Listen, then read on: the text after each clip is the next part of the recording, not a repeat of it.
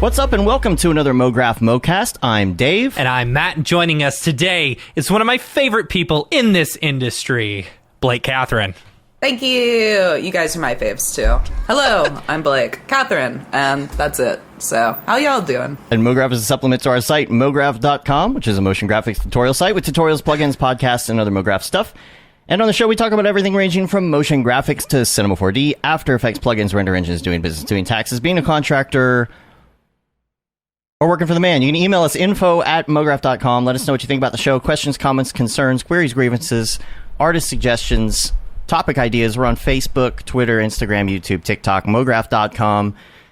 There's plenty of ways to get a hold of us. If you got a question or if you got a topic idea, something you want to hear on the show, if you have a question about Cinema 4D or After Effects, or doesn't matter what it is, we'll try and answer it our best we can. Sometimes we can't answer it, so we just find an expert, or we direct you to our Slack channel. Mm-hmm. There's a lot of people on our Slack channel. If you haven't heard of it before, check it out. So, short show today. Yep. Short show. Blake, thanks for joining us last minute. We appreciate it. Oh, no, thanks for having me. I didn't realize it was so close to our anniversary, too. I know. Yeah. So literally, so the last time we had you on the show was September 17th? No, August 17th. August 17th. Oh, so that's what literally I a day away. Yeah, so it was literally a day away, which is so awesome. Because it was on Monday last year. Yeah. So, yeah. So we'll have to book you the same time next year. Yes. Right. It'll be good. And the years go by so fast at this point. Yeah. I was like, wasn't she just on like 3 months ago? Yep. And it was like, no, that was a year ago. That was a year ago. Honestly, days have just become like eternal, so it's a fair time estimate. Yeah. Right. Yeah, we have kind of a hard out at like 2 hours approximately. We're going to we had our guest cancel last second, so we're appreciative of you just stepping in at the last second to do this with us. And I got to tell you, I don't know what we're going to talk about today besides NFTs. Yeah, so it's going to be a very NFT heavy show. So if you don't like NFTs, sorry, GTFO. But no, we are going to talk about some other things. I have kind of a list of a few things that I thought we could talk about first. And but again, we'll probably switch over to the drop like within the hour. So I think that's going to be a lot of fun. And we do have some weekly wrap up things that we should probably talk about. And so I'll just go through this list real quick. Classes, number one, I just want to do an update on classes, Houdini and creating the Unreal. Classes, make sure that you check them out if you haven't heard of them. And if you're interested in a scholarship, or this is the important thing, if you know somebody who wants to get into Houdini, who is afraid of Houdini and wants to stop being afraid of Houdini, send them to this scholarship, especially if it's somebody who you know may not be able to afford it, or especially I think geographical locations. That's the hard thing. That's the hard thing when you're doing some sort of online class, is that it is disproportionate. Like the price is disproportionate in other countries, and it's really hard to set that. There's no way to be like, okay, well, we're going to give different people different prices based on their geolocation. I'm not. We've looked into it. Smart enough to figure that out. It's almost impossible. Yeah. So we're trying to put some opportunities out there. So if you go to mograph.com/scholarship, you can find the info on both courses right now on how you can get that scholarship. We have a panel of judges that are going to be looking at those. Just added Simon to the list of judges for the Houdini course. Also, I think it's Matthias and Shams who are also judging that. And then you've got, I can't even remember who's doing the Unreal stuff at the moment. My head's too cloudy. Too much to think about. But again, I really wanted to push this. We've been getting submissions to the Unreal one. We haven't gotten a lot of submissions to Houdini. I've been pretty bad with promoting this, and so we're going to get more out on social to make sure. But please tell your friends about this. Somebody who would not be able to afford the class, who you feel like is like really needs to be able to get into Houdini or Unreal. Spread the word, please. And also wanted to just update, we're in the beta testing. All those beta testers out there working on the new RTX course, please try and get through it as fast as you can. I unfortunately don't think we're going to get it released before Matt and I leave for out of town next week. But is that next week? So close. That's next week. Yeah, we're out of town all next week. I get my going to puppy at LA. the end of next week. Oh man, you're in for it again, man. I know. Yeah. Here, I'll show you a picture. You keep talking. Yes, you can't talk about a puppy and not show a I photo. know. So I know. Can you put it in the? You should put it in the Skype so that I can. Okay, bring I'll put it up. in the Skype. yes, puppy In the content. meantime, we got that RTX course. We got Caitlin's Procreate course, which is so good. I cannot wait for everybody to see it. It's so amazing. It's so amazing. Even if you already do Procreate, like, oh my gosh, you're gonna love it. So There you go, Dave. also, oh sweet. Also, new tutorial out. Let me open this up real quick. How can I guess I'll just save this. Yeah. It's so cute. So for those who are unaware, sadly, Pixel, our puppy, yeah. who we had who we've had for the past few years, she passed away a couple months ago, which is really sad. And so, my wife, we've all been taking it hard, and so we've been looking at getting another puppy, not to replace Pixel in our hearts at all. No. And So, I but kept this is our recommending puppy. that you call the new puppy the Pixel 2. Right. the Pixel 10. we were gonna I got a bunch of good suggestions. Like one of them was Voxel. I thought that one was really good. I like that. But my wife is naming him, and so she's naming him George Bailey after George It's a Wonderful Life. Aww, Yeah. sweet little Probably go bae. fix this. I don't understand, like, software is weird sometimes. I mean, Have I I ever can told you always that? just do Gatekeeping this, the puppy. There we go. Yeah. Look No, at I that need to fix it for the blurry, drop beautiful anyway. dog. It's very blurry. Is it a little Sometimes it doodle just- mix? What? Is it a doodle mix? It is, yeah. It's Nice. So it's both parents are golden doodles. So I don't nice. know what that makes it. It just makes it a golden doodle puppy or second generation. I don't know. Yeah, So second gen. It's very curly, which is Yeah. fun, and it's a mini one, so it won't get too big. Yeah, I've seen some giant poodle mixes, and it's Our like the Pixel energy was is pretty insane. big. She was pretty big. So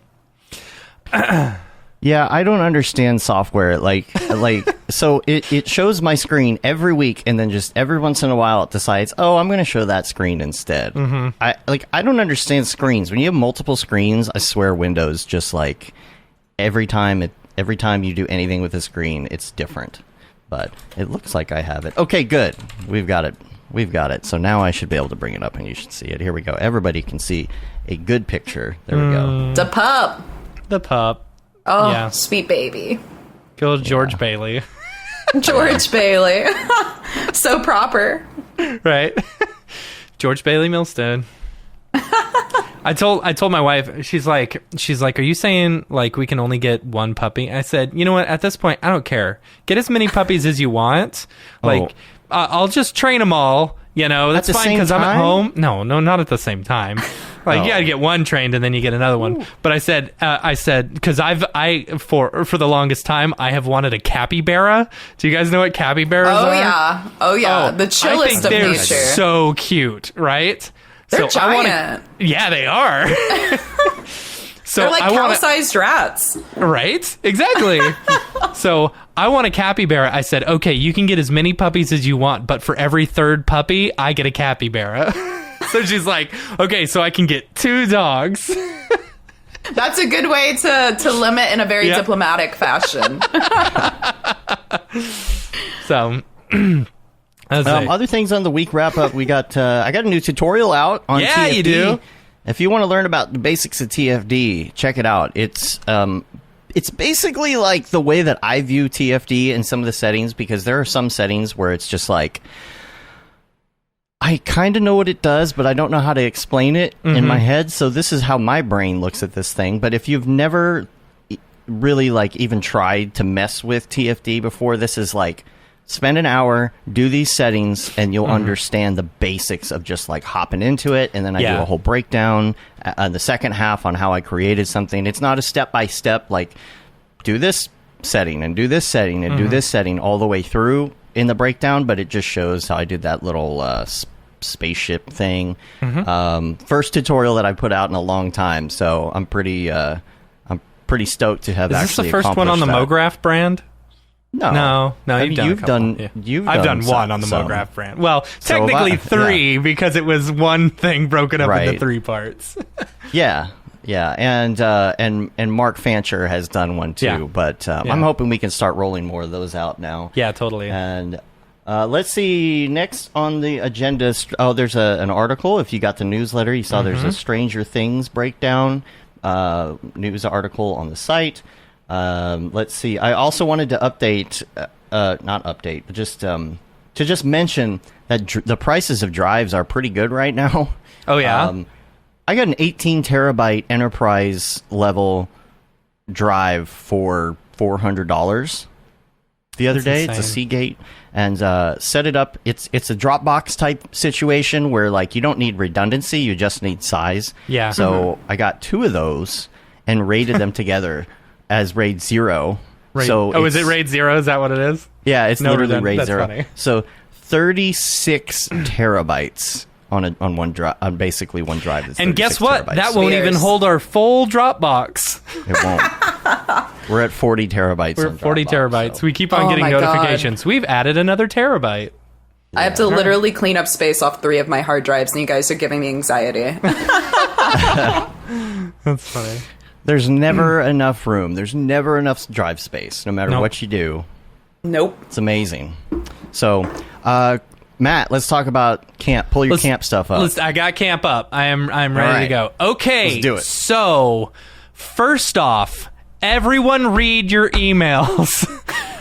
Go into Thomas, like it's Exos. what?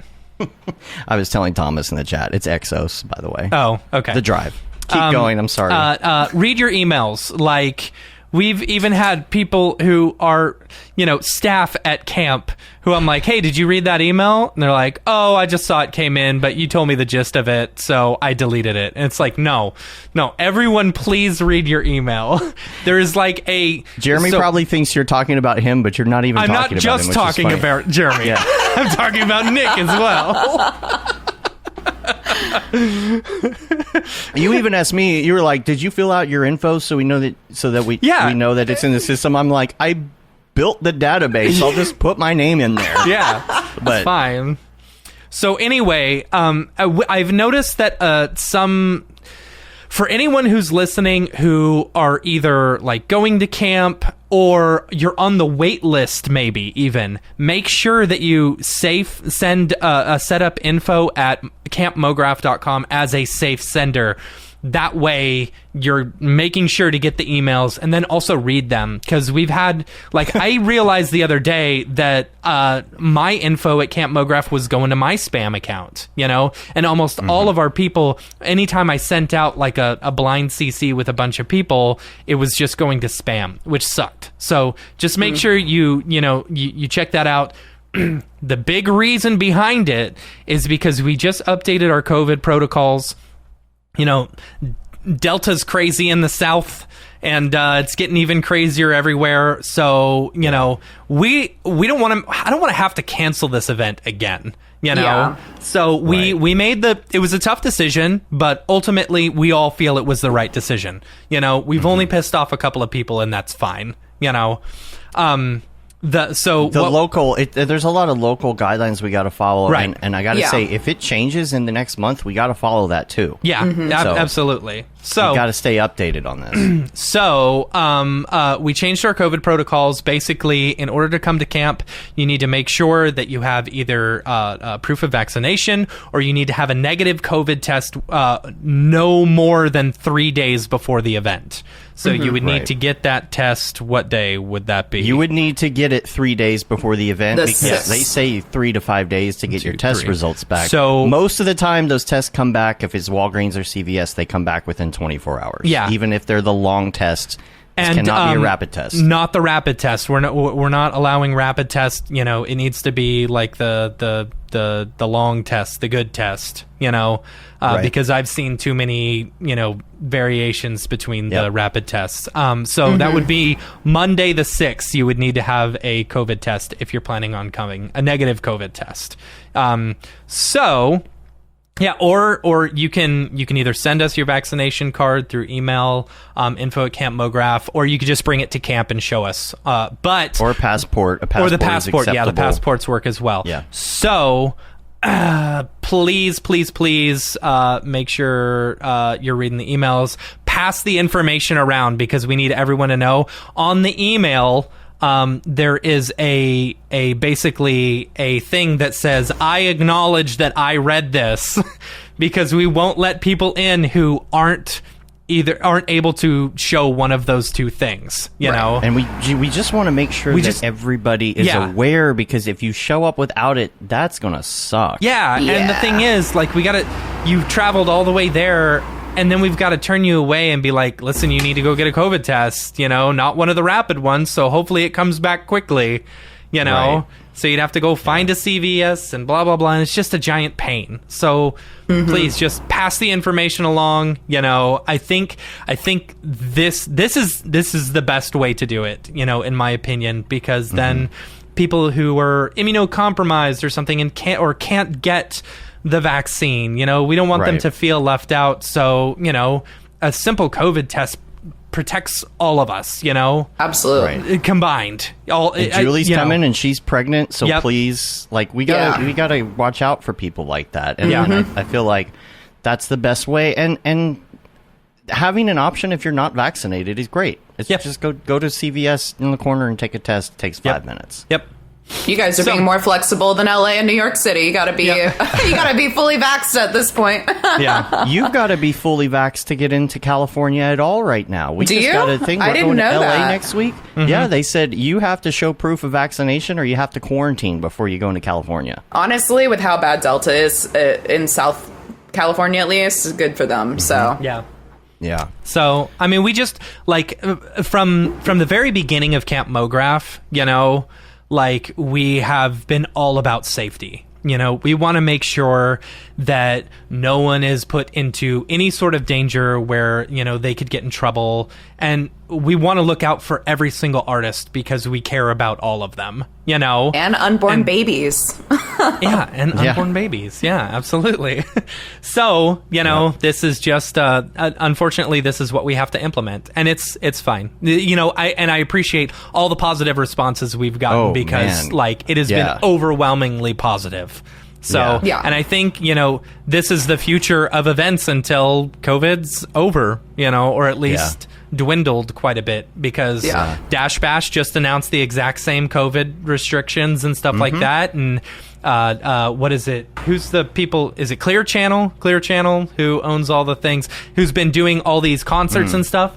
They're implementing the exact same thing. Oh, so Live Nation, I think. But Live Nation, that's what it is. Yeah, Live Nation. So, you know, and then there's, I hope NAB implements the same thing, you know? Well, they already, I think, switched back to masks the other day in I mean, Vegas it's just a matter of time. So, Yeah. Anyway, and like where we are, there are regulations. Where Dash Bash is, there aren't. I don't think there were any regulations. No. So good. No, for they them just for restarted the mask mandate indoors, literally last week in Oregon. So, you know, while people are indoors, either doing a workshop or grabbing food, you know, you'll need to be wearing a mask. But we've set up, I think the camp has set up like basically an outdoor eating area to where we can all just hang out and eat out there, you know. Awesome. Blah, blah, blah. We're going to be outside a lot. We will be outside a lot. So we can, the biggest bummer right now at about camp, and we're gonna figure out something, you know, is that currently Oregon has a burn ban because the weather's been so hot, you know, and I'm really hoping that changes in the next few weeks. But right now we can't light campfires, which sucks, you know, but. Yeah. We may, who knows? I talked about getting one of those old Halloween cauldrons, you know? I love that. So everyone just stands around the old Halloween cauldron. The thing is, it might not be that cold anyway, so it might be, you know. That's fair. Average temperatures around like 50, the mid 50s at night, you know? So it'll be a lot, it'll be a lot warmer than, you know, Burlington, Vermont, or North Hero, Vermont. Well, it's been a lot warmer there lately, too. It has been, so I'm wondering if it's going to be above average. So, you know, we might be in shorts. So Yeah. Another thing that I'm not sure if we've mentioned before, but there will also be a color-coded bracelet system about your Yes. level of distancing. Yes. For everybody to recognize if you want to just go in for the hug, Yep. or if you can fist bump, or stay away from me completely. Yeah. So No it'll touchy. be a red, yellow, green thing. You know, I'll be wearing my green one. I'm vaxxed. I'm feeling pretty safe about stuff. So Yeah, same. Anyone feel free to give me a hug. You know, I won't instigate the hug, but know that you can hug me. So. Super excited about like all the swag that we got. We just sent the t-shirts off to the printers and stuff like that. They're gonna look so cool. And we sent off the hoodies. You know, we got zip-up hoodies and like pullover hoodies and stuff like that. We have, for those who didn't order a hoodie, we did order a couple extra, so we may have your size if you're looking to pick up a hoodie while you're there. So, Yes. what else? Is that it? Other than the sponsors? That's pretty much it. There are That's so pretty many much it. moving parts to this There thing. are. People don't even realize there's multiple companies involved Mm-hmm. in the background. There's lots of different people. There's so Mm-hmm. much logistics. Like it's insane. And there's a lot to do in the first place, let alone when a pandemic is going on. Yes. So we're trying so hard to accommodate everyone, to make everybody happy, to make everyone feel comfortable, to make Yeah. everybody get informed on what they need to do. So help us out, and please spread the word. If you know people that are going Yes. to camp, just mention it to them. Hey, Yeah. you heard about the COVID thing, right? You know you're going to get a test, or you're vaccinated, or you're bringing your card, right? Yeah. Just remind people so that we there's no chance of anyone showing up and not being prepared. Yes. That would suck. Yeah. We don't want to have to turn anyone away because, you know, it would suck. It would suck a lot. It would really suck. It would really suck, you know. Yes. So, Sponsors. yes. Huge shout out to our sponsors. We're doing so many great things at this camp that I'm so excited for y'all to see, you know, all the swag and a few things that we've got planned and other people that we've brought in and stuff. Lots of surprises. So it's going to be a lot of fun, and we couldn't have done it without the sponsors. You know, they also help keep the cost of ticket prices down, you know, for a 3-day event, all inclusive. Like, it's a good price, I think, and it's all because of the sponsors that we've got. So big shout out to them. We've, as our village sponsors, we've got Maxon, Otoy, and Video Copilot. You will be staying in one of their villages, which will be fun. And I just realized the Otoy village is the Hobbit houses, which is fitting because their headquarters are in New Zealand. Isn't that funny? Oh, there That's you go. great. Yeah. So it's funny. So yeah, next up we've got our gold sponsors, Minimal Massive, Grayscale Gorilla, and De Facto Sound. Super excited to have them on board. And then as our bronze sponsors, AE Scripts and School of Motion. So huge shout out to all of our sponsors. We're so excited to have them on board. Make sure and give them a shout if you're going to camp and say thank you for helping keep my ticket price low. And thanks for all the cool swag and stuff. It's going to be great. Camp is going to be great. I'm so excited. For those on the wait list, we have sent out a couple emails because we did have a couple people drop out. So we've got a few spaces left in the yurts. So make sure that info at Camp Mograph is on your safe sender list, because if it's not, and you don't get that email, then, you know, like, Go to the next person on the we list. go to the next person, right? I normally give like 24 hours, you know, and it's like, if you haven't bought it in 24 hours, then sorry, we got to go on to the next person. So make sure you're setting that up on the safe sender list or whatever. So that's Camp Mograph. Woo!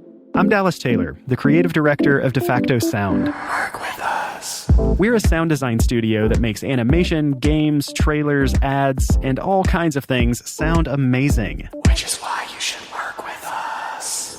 But that's not exactly why I'm here. You see, we also produce a podcast called 20,000 Hertz, which is all about the world's most recognizable and interesting sounds. Right here in your podcast player, go take a moment to subscribe to 20,000 Hertz, which is all spelled out without any numbers. Once you're finished with this episode, go check it out. And to check out our sound design work, follow De Facto Sound on Instagram or visit defactosound.com. So that you can work with us. So, Before we get into any NFT discussion, let's do some catch up. Yeah. Besides NFTs, have you been Yeah. doing freelance on top of your NFT stuff? Yeah. I took a break for personal and for commercial pretty much in, I think, like between mid-June to mid-July. And then, like, I was like, oh, I'll work again. And then everything happened at once. So I'm juggling, like, a mix of 5 or 6 multi-deliverable projects right now. Some are personal and some are not. But it's all work I'm super stoked about, so that's great. But yeah, I'm working with a musician right now. I'm working on a charity thing. And then I'm working on, God, I don't even know what, an editorial piece, a social piece, and then also another collection. So... Good Lord. Yeah, crazy. I sleep, so that's good. That's good. Yeah. It's from that lack of caffeine. My personal you get trainer's probably been real really good sleep. Yeah, my personal Yeah. trainer like has been really disappointed in how much I only go to the gym for him right now, and I'm like, I can't go in between. I have no time. I'm sorry. That's funny. Yeah, he's very much like a parent that you're disappointing, and it's like, sorry. How many times do you do that every week? Twice a week. So Okay. And then Not bad. ideally I want to do 2 days without him just because 4 days a week is great for the heart, the body, all that jazz. But right now, literally, like, outside of getting up to cook here and there, I'm at the desk because it's just busy season. And then I'll have a chill September, Camp Mograph, all that fun stuff. But Yeah. not there yet.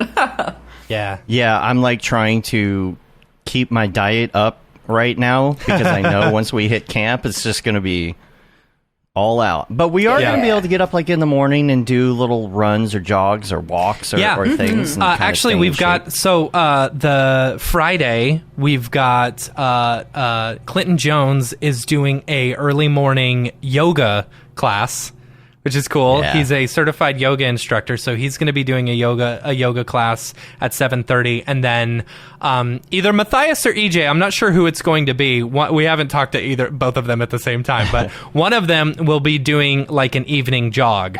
You know, Oh, that'd be nice. So like, and then we're switching it the next day. So the next day it's like a morning jog and then an evening yoga class. So it'll be a lot of fun. It'll be a lot of That's fun. great. Yeah. That's cool. Just a reminder, make sure that you bring your shareable craft beer of choice for EJ's little presentation thing. We still got to get his license taken care of. Yeah. And we need to make sure that there's a way for us to lock it up. So one of the stipulations with camp and alcohol and stuff was that we would only be having licensed people serve it. So, you know, when you bring it, you got to pass it off to whoever. No stash in your beer. Smuggle. Yeah, smuggling. It's like heavyweights, you know, fat camp with all the I'll buy one of snacks and those stuff. like those push-up bras that are just alcohol in them. And Yeah. that'll be That's how I funny. jog every morning. It'll be great. Yeah. The little hose, like with like Yeah. those hiking backpacks. Yeah. Yeah. That's funny. So anyway, back to Blake. Yeah. Yeah, back to booze bras. What's up? So my question was, are a lot of these freelance jobs coming from NFTs in particular? That's a or good from question, your Instagram yeah. following? Where are these people coming from that are hiring you right now? Yeah, mostly, you know, in the past year especially, a lot of it's become more word of mouth than through social usually. And I think it's just because I've been in the freelance game so long now that I've collaborated with different labels or this or that, and people just chat, and if you're not an asshole, usually they'll recommend you. So I have one reoccurring client right now, which is super pleasant because love that person. And then the others is still mostly all managed through H+.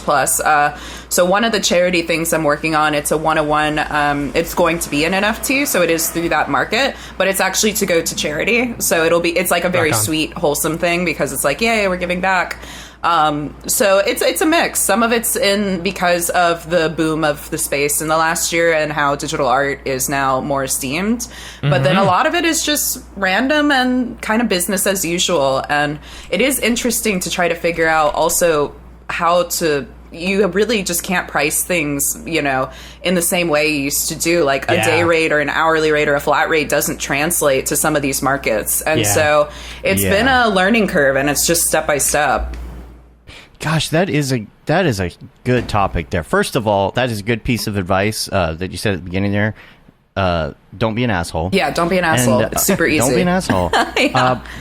But that is like something we were kind of talking about back at the beginning of NFTs, because the industry is changing and things like it's very difficult to price things.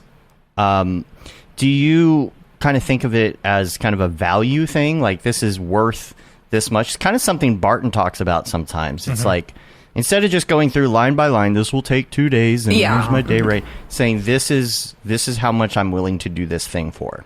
Is that what you're doing? Yeah. So, I mean, when it's business as usual stuff, like, so again, not the online market of wildness, then with that, it's kind of usually people at this point will have a budget in mind, and it's like, what will I do for that budget? Or we'll negotiate and we'll scale up or scale down, because it's not always black and white. So that's a pretty common way to go about it with talks on pricing. And I do everything flat rate nowadays, because with what I do, especially with making sure it's like very specific use cases and not like free for all licensing, it just makes sense to do flat rates and scale depending on where it's going to live. But with the NFT stuff, it's more like a fine art relationship. So it's like kind of like if a gallery sells your work, it's really common for them in the traditional market to say, I'm taking 40 to 60%. So in this, it's a bit different, because like for the one I'm doing right now, or I did one with the Marilyn Monroe estate not long ago too, it was like 10% agency fee, which is my agency that brought in the work. So that's fair. And then I think it's like 20 to 30% split between whether it's the estate or the platform fees or whatever, because also these platforms have fees. So I end up getting about 60% in a traditional case when it comes to these things. For the charity one, I have to double look, but I will be compensated a percentage, which is great because it is charity, but it's also work. And then they're foregoing their profits to go to the cause. Cool. So it's really just kind of more easy to compare to like a gallery versus a client relationship. Is everything that you're doing through an agent? Like through it? No. So commercial wise, I prefer it. I love the project management. I like that I don't have to chase accounting or invoices. Like for me, it's worth that because of it. But when it comes to my personal collections or things that I independently sell, that's all 100% like myself. And then usually now, because I've scaled up a bit, I pay the person who scores it. I pay TJ if I need animation help, like outside of what my own skill set is. So it's pretty much like, if it's personal, it's me. If it's not personal, it's through my agent. That's cool. What would you say is a good time for a designer? Let's say a designer's maybe intermediate, kind of getting out there, starting to get popular. What would you say is a good point to say, okay, I need to implement an agent? Like, is there a point, or can you just decide whenever, or do you think it's worth it to wait till you're to a certain point in like followers, popularity, demand for your services? Yeah, so, I mean, there's several ways to go about it. For me, it was a point where I was entertaining the idea, but it's also a lot like dating. Like, you don't want to sign on to an agent or an agency until you know, like, we get along and I like your vibes because we're going to talk a lot and it's going to be a personal relationship. Like, you don't want to feel sus or weird about the people that you're going to work with. But for me, it was super obvious when one day I realized I was emailing more than I was working. That, for me, was just like, it took less than a week of me seeing that habit to me to reach back out to the agent I really liked, which was Hannah from H Plus Creative, and to be like, hi, I'm ready. Like, I know we had lunch like 6 months ago. I'm ready now. It was also a thing where everyone has their own fees. Make sure you're comfortable with that, etc. But, yeah, also some people sign on earlier if they're accepted, because again, like, an agent isn't going to just say yes to every artist that comes to their door. Some people do it because they're like, hey, I need help getting my work out to art directors or creative directors, but I do have, some legit portfolio behind me. So like, I could still be of use to you, even if maybe I'm not killing it in the commercial space as of yet. So you don't have to necessarily be a rock star. You probably are not going to be brand new to the scene, but anywhere in that middle ground where you're like, either I am no longer having time to do the actual work, or I am struggling to really get to that next career step. And I think that you could really benefit from it. Where should people start on their search if they're looking? Like, besides just going straight to cold calling Google, is there a better Google's resource? Awful. Yeah. No, Like, where I do was you start even looking? I mean, I'm still even looking to find a good Asian continent of Asia agent, because that's really hard, especially with the vast language barriers. Yeah. But it's really find artists that are repped and just find that contact info. So like I found out about H Plus, I think at the time it was through Shauna X or Kid Mograph was on their roster. And that's how I found out about them. And I found out about a UK agency, Nerd Productions, through Skiva and Bill Ellis, and they work with them. And so everything that I look into or have communications with, it's because I like an artist, I see that that artist is doing well, which means that agent is probably doing well for them. And that is my version of a Glassdoor review or a Yelp review, to then have the conversation with someone. That's cool. Generally, is there kind of a standard percentage that most of these places take? Like if somebody was starting out and they were kind of looking at these and they're like, okay, this place right here, they want X percent, but this one wants X percent. Is there kind of a general percentage? If Yes. you were to, There are definitely some that, and usually when I say this, it's like I've seen it when it's like a super corporate agency where it's not that personable, so it almost is like a Fiverr agency, even though it's not. Because there are some that will highway rob you.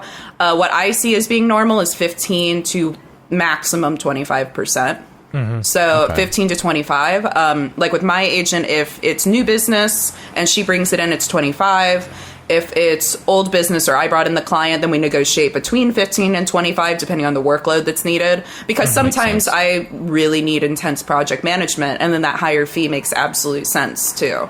So it's usually an open conversation, but it's 15 to 25, I think is healthy. Okay. when it comes to doing things like revision rounds and that, do you going through an agency, like, is that negotiated more often? Because with us, it's like you get 3 rounds. That's it. 99% of the time. Do you find that it varies as far as like how many revisions you do? Do they negotiate like more or less revision rounds for price? Oh, absolutely. And they fight for higher prices than I'm usually comfortable fighting for as well. Because another reason that I'm really enjoy being repped is I can be a pushover. I can very easily be like talked to like sign on to something, even if I'm only like 90% comfortable or 80% comfortable with it. And so what I love is like there was a big agency project last year I did that was like very generous, and the original budget was talked up several figures, and it was because of licensing and use case, and then like making sure that licensing expired in 12 months and then they have to buy it again, and luckily they did. So that was another awesome fee a year later of like refresh the artwork and get the same paycheck, which is sick. So it is a very healthy thing. And then when they go, if a client goes over revision rounds, how at least me and my agency work with it is then we charge them. And it's like, cool, you're charged. And there's no way you're getting out of this because it was contracted. So. Right. Yeah, and I guess they kind of filter out the people that are wanting you to do stuff for exposure dollars as well. Yeah. Oh my God. Exposure doll. I can't believe people still send those emails to anyone. Like whether you're a student, whether you're starting out or a professional, they don't even discriminate. It's just like, I can help you with my paid for 100,000 followers and my engagement of 100 likes. And it's like, sure you can. Yeah. Hey people, I can offer you some exposure. I've got like 100 followers. Yeah. And this thing's going to blow up once it gets on YouTube, I guarantee. Yeah, Come on, I'm just people. undiscovered. What, you don't want to do it? Fine, Jake. I'll just learn C4D myself and I'll do it.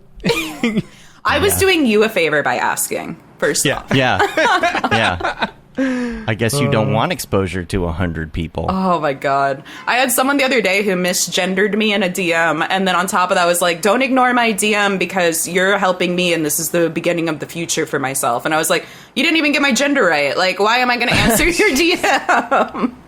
Like, it's ridiculous. That's ridiculous. It gives good laughs though. I like EJ's comment randomly Cold in car the chat. Fiverr. That's about octane benching. Do you even octane bench, bro?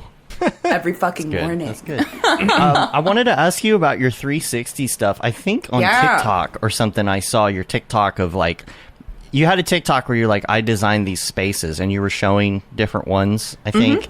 Why don't I follow you on TikTok? Why am I not following you on TikTok? I asked myself the same thing the other day. I'm like, well, wait, our friendship is one-sided. Wow. No, just Sorry. kidding. I apparently only follow Disney adults and Disney people with adults? ADD. You know, that's you gotta fix apparently that all that I algorithm. get. I don't even think you follow Mograph. I think I do. I do now. Yes, I do. Oh, you do? Yes. Because I tried to send you something on there the other day, and I couldn't even find you on my list. So we gotta Interesting. connect on that. Yeah. So the VR stuff, have you been doing any more VR, like the 360 type stuff? Because after we talked last time, I kind of like I got the new Quest. Quest 2 nice. last year. Yeah. And so I was like, oh, what are these new apps and things? I'm gonna try this out. And like I got on YouTube and I just started looking at 360 stuff on YouTube, and your stuff came up, and that's it was awesome. kind of fun just to like chill, just relax, you know, Vibe. and vibe in these scenes. Have you been doing more of those, or are you too busy right now? Right now I'm too busy, but I've been really wanting to, because honestly they're just really fun to make, and they feel more rewarding than because it's not like those don't perform very well engagement wise. Like my YouTube is very indie and tiny, but I just get such a joy out of creating them, and then kind of like you said, just kind of vegging out to it here and there, like a morning meditation kind of vibe. But I'm hoping to pick it back up in September, October when work is slower, just because they're really fun, and it's been like I think 8 months since I made one. It's been a while. Have you been wanna try streaming lately? I know you were Also, I've been doing like about 8 months or weekly 6 stream months or whatever. Yeah. Really? I just Yeah. don't have time at the moment, and when I do, it's like I don't feel like it's healthy for me to still be at the computer when I do have time, and so it's Yeah. like let me Yeah, just that get makes back sense. to where my work-life balance is normal, because I praise not hustling, and this is like a super accidental project overlap where I'm like a hypocrite to my own words right now. But it is a thing where it's like I'm so ready to just kind of veg out, make some personal work, dive into more ZBrush and Unreal, and just enjoy. Get a couple more workouts in so your trainer doesn't get mad at you. Oh my god. Literally lately he's like, all right, it's time to weigh in, and I'm like, no, it's not. No, like, it's not. we're not doing that right now. We can Yeah, do that when I after, like- learn how to move again. Yeah, vacation and all that came up, and then I had my neck injury, and I was laid up in bed, and I was very, very scared to weigh myself. But It's just a In rude, the rude reverse idea. of that, Yeah. I was sick during the entire time I was in Disney World for 2 weeks, and I lost 12 pounds. It was Good awesome. for you. Yeah. You're the only person to leave Disney World losing know, weight. right, It's because Oh my I don't God. know if I got so I was fighting a upper respiratory infection for 2 weeks before that, and then the heat and the exhaustion of walking like 4 miles a day just made it 10 times worse. And then I think I got food poisoning or something, like one of the first or second days that I was there, because I was just nauseous the entire time. Couldn't eat anything. We had like That's thousands of dollars of meals, like, booked and stuff. And it's like, In the meal nope, plan? can't Yeah. eat anything. Can't eat Did anything. you guys No see Disney. on the pricing thing? Did you guys see how expensive that Star Wars park is going to be? Yeah. Yes. It's For 4 people, it's wild. $6,000 for 2 days. It's so that's expensive. It's so It's expensive. insane. I was like, okay, maybe like 80 to 60% of that cost would make sense. But then I was Yeah. like, nope, they went extra. They went premium. The thing is, like, you can get a cruise, a Disney cruise for that price, but it's like 7 days. Yeah. And, It's a and like cruise. the thing is, the good thing that they do have going for them is that the food is included at the hotel. That is but it's true. like, but your alcohol's not, your drinks aren't. No, Just- all those random merchandise things that you're going to Yeah. get stuck buying are not. Absolutely. Like, you Does can it- get a 4-person pass to Camp Mograph for way cheaper than that. Plug intended. Yeah. Did you still get green poop? The Disney green well, poop? when Have you ever talked about this Oh, before? okay. So funny story. Oh, God. Disney food, and I figured this out once I had my gallbladder removed, So, if you're on a low-fat diet, you'll find that you have like highly fluorescent green poop, right? from It's eating not just Disney? you either. It's not just me, it's everyone, right? Yeah. So Disney, a lot of their food is actually very low in fat, you know? And so your body, because you're working so hard, you're, walking everywhere and eating this low fat food, your body is producing, your liver is producing a lot of extra, stuff to dissolve the fat, but if there's no fat anyway, it turns your poop green. And so we went on a family trip for the whole extended family, and all of us were too afraid to mention to the other person that our poop was turning green. So I mentioned it to my wife. I'm like, man, my poop is really green. Is there something wrong with me? She goes, oh my gosh, half the family too, because we're all too afraid to talk about it. That's like that Portlandia sketch where it's like you just ate beets. It's like everyone thinks they're dying, and it's just no, you ate beets. Yeah. Like that's it. That's straight up it. It was so funny. It was so funny. EJ called it God. a case of the Grogu's. That's pretty good. That was really good. That was really good. Oh, I need to bring up my new. I bought a Tower of Terror bell that is specifically Disney Tower of Terror. I need to bring it up. Nice. Yeah. I never knew that you were such an intense Disney human. I mean, yeah. I went for the very first time for mine and my wife's honeymoon, and so we've been back almost every year since, Aw, that's cute. Yeah, and this time, we sold the Beeple artwork, and we celebrated with a 2-week trip to Disney World. Nice. Thanks, And- Winkleman. Thanks, Winkleman. Yeah, it's funny. On the they give you the pins, and they're like, "Are you celebrating anything?" I need to go get my pin. I'll show you. But it says, "I'm celebrating selling my Beeple." Selling my people. Oh, that's funny. So I love great. that. yeah. So it's pretty funny. Crap, I was going to ask you something and I just completely lost it. Oh, well. Oh, no, Anyway. I know what I was going to say. Our business, we actually named in sort of a way after something Disney related, even though we never really... So Dave went to Disney World with his family back when we were working at a studio together, when we were trying to come up with a name for our company, right? And so he came back from Disney World and he's like, Disney is like the Nexus in Star Trek. Like Star Trek Generations, where the Nexus comes and it's like heaven. It's like a perfect place, right? You don't want to leave. You don't want to leave. So only vacation you kind of don't want to go home at the end. Yeah. And so after 2 weeks you will. Absolutely, you will be ready to go home. Honestly. So That's the cutoff. but he was like, we should call it Nexus Motion. And it's like, okay, that's it, And the premise was we were going to take a little bit of all of our monthly funds that we get from projects and save it and go on a vacation to Disney World every year. It never happened, even once. No, I haven't done it. But, oh, well. The Nexus is, I do enjoy that it's a Star Trek reference.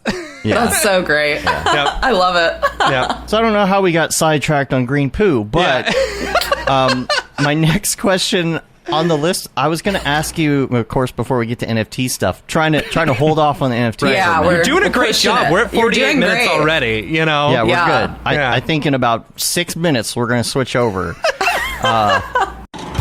Hi, my name is Sashia Dumont. I'm a writer, actor, and filmmaker. Hi, my name is Paul Robinson. I'm a director, DP, and filmmaker. We are the creators and hosts of the Go Gorilla Filmcast, an online source for all things indie film. We are a husband and wife film team and co-owners of Send3 Productions, and we started this podcast for filmmakers like ourselves who were producing on micro budgets with skeleton crews. Go Gorilla is a weekly podcast that features various talents in TV, film, and web series productions. We've interviewed filmmaker powerhouses like Kestrin Pantera, Richard Raymond, Alex Ferrari, Cassandra Ebner, and Ryan Connolly. Amazing actors like Hannah Ward, Lou Taylor Pucci, Chris Wataski, and Eileen Gruba, groundbreaking cinematographers like Jody Lee Lipes, and Jessica Lee Gagné, and many more. We also offer weekly reviews of our favorite films and shows, which vary from low-budget first-time filmmakers to A-listers and everyone in between. Go Gorilla is proud to announce that we have officially joined the Mograph Podcast Network. So if you love filmmaking as much as we do, Tune in every Sunday for a new episode of the Go Gorilla Filmcast, your source for all things indie film. Now available on the Mograph Podcast Network. So the last question I had here, anyway, that's non-NFT related, is about your setup, because you mentioned render farms and things like that. You've got a lot of projects going on. What is your setup like right now as far as computers and things? Well, it's fixing to be brand new in a couple weeks. I wish it was right now, but I have one 3090 that came in, and then another one is on its way. I just went ahead and went through StockX because after getting a Craigslist scam, I was like, no, I'm over this. And then TJ also has a 3090, which so we link the computers. We'll have 3 3090s to render soon, which will be great. Because in the meantime, I've kind of been just doing between Pixel Plow for Redshift or Octane Render Farm for Octane, because it's just the 1080s are finally at that point where they're just not cutting it for the amount of complexity my work has gotten to over the time. And so, and not to mention like no ray tracing, this and that for other things. And I have an i7 processor, but I'm going to update that to probably a Ryzen whatever. I'm terrible at speaking about processors. And then 128 gigabytes of RAM and 5 hard drives, but 3 are very, very full. So I need to fix my hard drive situation a itty bit. But so it's fixing to be great. But right now it's like very much just sending everything into the render cloud because, and also summer in LA, it's just so hot. So to not just generate more and more heat. I've flipped a couple circuits just by rendering in-house. Y'all don't have AC there, do you? Do you have AC? I mean, you can see above my head there's like an AC unit, but there's AC in every room in my apartment except the office. And I am like a sweatbox every day in this office. Jeez. I got this little window unit right here, and it's like I did a lot of research. I can freeze it out. It'll be 105 outside this window, but it'll be 60 in here. And I'm like, yes. That's impressive. I'm wearing a hoodie right now because it's 70 degrees in my office. I hate you all. No, I'm just kidding. Working hot is the worst. It's literally the worst. Like working when you're hot and uncomfortable and sweating is just so tough. I drank like, no joke, like a gallon of water a couple days ago just in a few hours because I was like, I just need fluids constantly in my body because I cannot handle the heat that my setup is emitting. What is your biggest wall that you're hitting when it comes to render? Is it like a geometry or texture, like VRAM issue? It's a lot of textures. It's just time. Textures? It's not like my computer will crash. Like if I had infinite time or if I could, I don't know, go into DBZ in their little time chamber and freeze it, then I would totally like be able to render from home. But I mean, unfortunately, I decided to be really addicted to metallics and subsurface scattering, and both are really rude about time commitments. That's true. But lately it's been not too shabby. I mean, honestly, especially with optimizing settings from just, working long enough and using the same materials and knowing what samples I need, like I don't go that crazy out of pocket usually to just ship it out into the world. But again, it also depends on size or this or that. If I'm doing a 4K thing, then obviously it's a pricey little penny. Yeah. Gosh, 4K renders. It's just exponential. We worked on a project for like 3 or 4 months straight, and we have how many we each have 3 computers, in our offices filled to the brim with 3090s, and I still found like it was just sometimes better to send it off to a farm. Oh yeah. We use render. Whenever the farm would work for us, for that particular project, like it was just so much easier to just keep working, Yeah. And that's like right now, even if I did have my new setup, I would still have to do it because I'm just juggling so many projects that it's like, okay, I'm not going to sleep every time I click render. Like I need to just ship it out and keep working. Yeah. Absolutely. For sure. And some of the stuff that we were doing was so complex that it's like really hard to send it off to a render farm because like the plugins have to work, or you have to be able to like package it as an Orbix and in the right way for it to work, and you got to be on the right version. There's all these things. When we were able to ship it out, it was great. And I was doing the tutorial. At the end of the tutorial, I'm talking about how long it took me to render some of the smoke and rocket stuff, and it was 15 seconds a frame. And I was like, well, that's pretty good, 15 seconds a frame. However, it is 1,000 by 1,000, number one. Yeah. And B, I was rendering on 63090s. Yeah. Like, Oh, yeah. bragging about my 63090s. Yeah. But I said, even if you have one 3090 or if you got 28 or something RTX, render time wise, I feel like if you stick within 1 to 2 minutes, like, I feel like 1 to 2 minutes on a per frame is a good sweet spot. Yeah. To be in Yeah. for anything. Wouldn't you And- say 0 to 2 minutes? Yeah, Is it pretty instant good would be sweet great. spot? Yeah. Well, of course. I feel like it's always at least a minute, Yeah. but I don't know. I feel like I'm always aiming for 1 because A, it's going to be fast. Usually my stuff that I render is maybe only a couple seconds, and B, it's easy to calculate. Yeah. Because you're like, oh, okay, 60 seconds, and it's How just many easy frames because you it's got, yeah. 1. You just multiply it by 1, and then you get your how many minutes it's going to take. So, Yeah. So, do we have anything else that we want to talk about non-NFT before we talk about NFTs? I mean, I am definitely accepting donations of more AC units. So if anyone has one that they want to pay to ship to me, I am open and accepting. And that's about it from me. I can give you a good recommendation on this LG Winbush. right here. Winbush It's got said, Wi-Fi. "What's rendering? Am I right?" Right? That flex. Yeah, Funny. that's true. Well, should we move Yeah, over let's to hop the over drop? to the drop. Is this the fucking mic? This is exactly what I should be doing. Hey, what's up and welcome to the drop. I don't have my notes up, so I don't You're know live. what I'm doing. You're live. Dang it, You're I should. All right, let's try this again. Boom. What's up and welcome to this week's episode of The Drop, your weekly source for all things NFT and crypto art, as well as upcoming drops by notable people in the Mograph industry. I'm Matt Milstead. Joining me as always is Dave Koss. We're super excited to have Blake Kathryn here, the super, super talented Blake Kathryn, one of my favorite, thank if you. not my favorite, NFT artist of all time. Oh, you too kind. Thank you, Yeah. Bill. No, it's a fun week as a whole. There's like a lot of awesome bays dropping Yes. this week. We got S. Makia, we got Sam Madhu, Yep. myself, and then in the non-bay department, we got Ness Graphics, who is super Yeah. sick. Yeah, so, yeah. fun stuff. Yeah, totally. It's going to be a good week. Let me see. We've got, Dave, we've got the Hold on. list.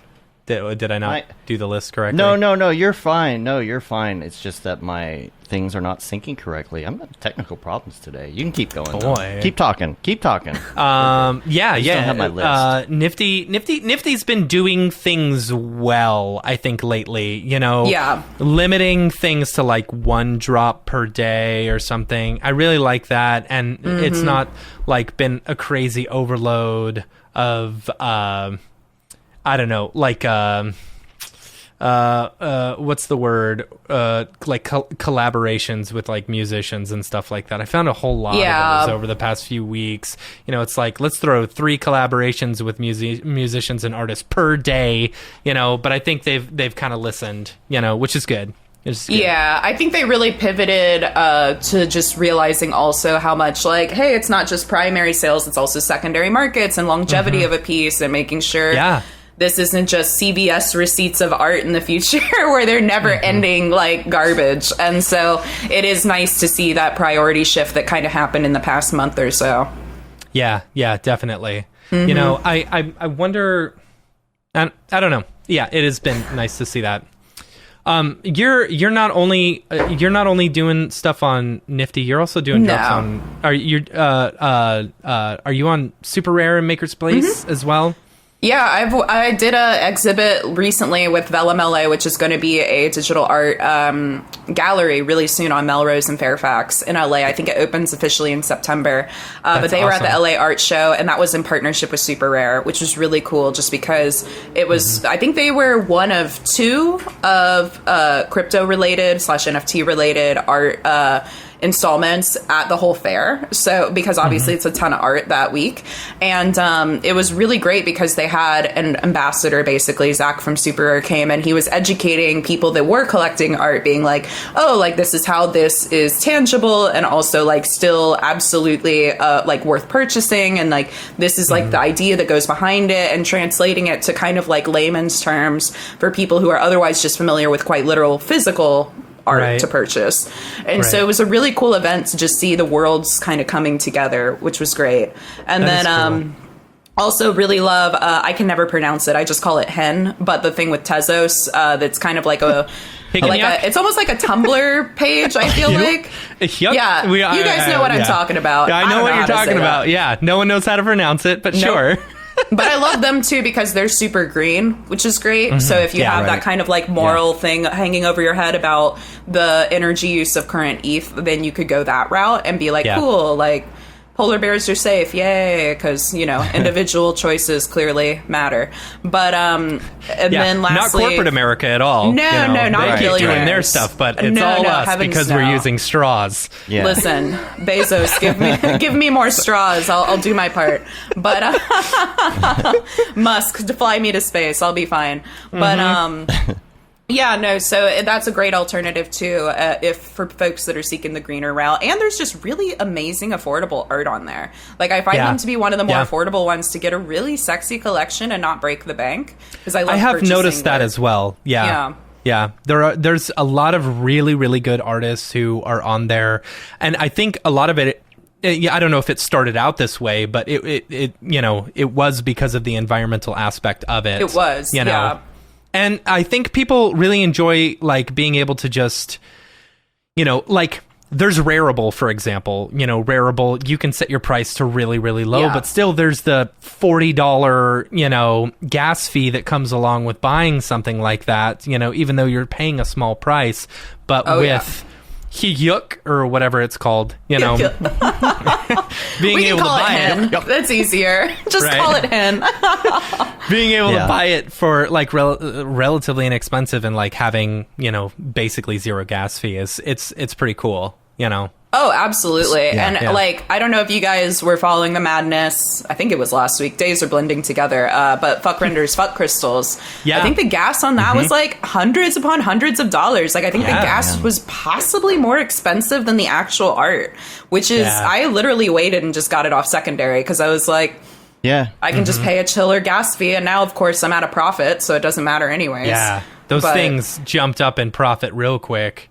It's crazy. So, like, it was so funny. A couple weeks ago, during the drop, you know, I had one of the pieces that he did with Zed, you know? Oh, yeah. And I had it on sale for a long time. Normally what I do with a lot of the pieces that I'll buy is I'll take, you know, I'll try and sell it for double what I paid for it, you know? Right. Or at least with some of your pieces, you know, I bought two of them, one of them to sell to basically cover the cost of the other one, and then one I get to collect myself, you know? I love that strategy. So, you know, I had done that a bunch, but, like, I was surprised to see that, because I hadn't heard anything about it, and it sold, and I was like, whoa, that's very surprising. And then I come to find out, if I had just, you know, priced it 4 times higher, I would have made, because that price, it's crazy to me that, like, you know, and sorry, I'm jumping all over the place, you know, but it's like, it's interesting to see, like, the different things that some of the artists are doing in order to increase the sales of some of their pieces, and then also add more value to their other pieces. Like, the Fuck Crystals, for example, is a very cool thing, because he's like, okay, what was it, burn 2 of his pieces? Yeah, it was open editions that happened during the, like, February March Madness, where everyone and their mother was buying NFTs, even if it was a bad decision on a price. Not that his are, but, like, people did lose money during that time too. Of course, yeah. And he basically, I think one of them was, like, an open edition of, like, over 1,000, and I think the other one was over 700. And it's like, at that point they don't have value, so it was really smart for him to do a burn kind of transition mechanic. Absolutely. And now those are more limited editions. Like, I think he's down to like 100-ish of each. Yeah. Yeah, it's pretty cool. It's really cool. Yeah, I think the Zed one was definitely one of those ones that, you know, sold a whole lot of pieces. Yeah. And so, like, within the first, like, week or so of it being released, it went from, it was either $1,250 for the original price or $1,000 down to, like, $700, you know, which is sad to see. But then, yeah, it was a great way to, you know, bring up the secondary sales. And now I think the last one that was sold was like $9,000. No, they went which up is crazy. quite intense. That's great. Yeah, you know, it's interesting too because it's very gamified to go about that way. And like for myself personally, like outside of one open, I'm very scarcity focused. So it's when I see that gamification, I find it so interesting because it feels almost more like, I don't know, like performance art than art proper, if that makes sense. I could see like, that. It's very, yeah. I'm still wrapping my brain around how I feel about it, if it's something I should do or not, because it's so odd of a trend, I guess, is the way to say it. It kind of started with Mad Dog Jones doing something burn related, like way back when, and then Fred started doing it, and now it's like, I feel like almost once a week or every other week you hear about some crazy burn gamified experience to sell or get rid of things. And it's like, it's really cool. It's just overwhelming. Almost. And you never hear about that in the fine art world. You know, you don't. It's like,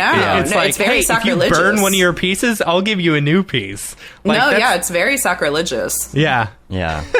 It's interesting. I think the way Fred did it was good because it was such an excess. Like it was so much of an excess, and it still didn't make that piece go extinct. It just brought it down to a more level playing field. Absolutely. Right. Yeah. It's a good way to get your stuff out there to have some sort of gimmick or gamification, even if it's not to that level. Even people who do things like physical pieces that come along with it or whatever it is, having a little something just helps you get noticed. I do like that. And lately also it's just crazy how I think someone had shared like a graph. This was like 3 weeks ago now, so it's probably outdated for all I know. But it was like 70% of, I think, crypto spending was only in collectibles. And it's like, how many collectibles do you need? 70% of the entire market shopping is buying that? That's insane. That is insane. I mean, it's also like, what's going to be the next big thing to hit? You know? Yeah, everyone got like so hypey. Bored Apes, for example. You know? I mean, who knew those were going to... I mean, I had a feeling they were going to be pretty popular, but like, I should have picked one up when it was 0.1 ETH, you know? Yep. That's crazy. That's what probably a lot of people do too, is they see little things like that and they're like, okay, I'm going to buy one of this and one of this and one of this, and one of those will become the next big trend. Yeah, and then the rest is a failed investment, but oh well, you know, live and let learn. But yeah. Well, and some of these people have so much crypto money, it's nothing to just buy a bunch of those. Yeah, you know, I've met some people who invested like when they were like early 20s or late teens and they just bought a ton, and then now they're like oddly millionaires, and it's like, how are you so smart? Yeah. Virtual millionaires. It's insane. And then they all moved to Singapore to evade taxes. Right. That's smart. Singapore is where a lot of them go. They don't tax it. That's interesting. That's interesting. I didn't know that. Yeah, EJ says Hen, where you can actually afford to support your favorite artists. I know. Hen is just such a pure experience. I really love Hen. Yeah. Yeah, that's something that's like tough to do too, because you have all these collectors and you just can't compete. You just can't compete, right? Like if I wanted to buy something, luckily we got some of yours, especially at the beginning. But like if something is like $5,000 and it's a friend of mine, I'm like, good for you. I wish I had one, but I don't. And it's so nice to be able to find a way to support your friends as well. Yeah, absolutely. And like it's tough too, because at the beginning, especially with like after my second drops funds, which were very blessed, I was like, oh yeah, buying all my friends' work. Like I bought so much of Bill Ellis's stuff. It's like a bit too much. Just kidding, Bill. I love him. But but it was like a thing now where it's like, oh, I can't. That's like not economical. Like I can't just keep being like, you get a drop and I get a piece and this and that. And it's like, I'm going to be on the streets with nothing but my JPEGs.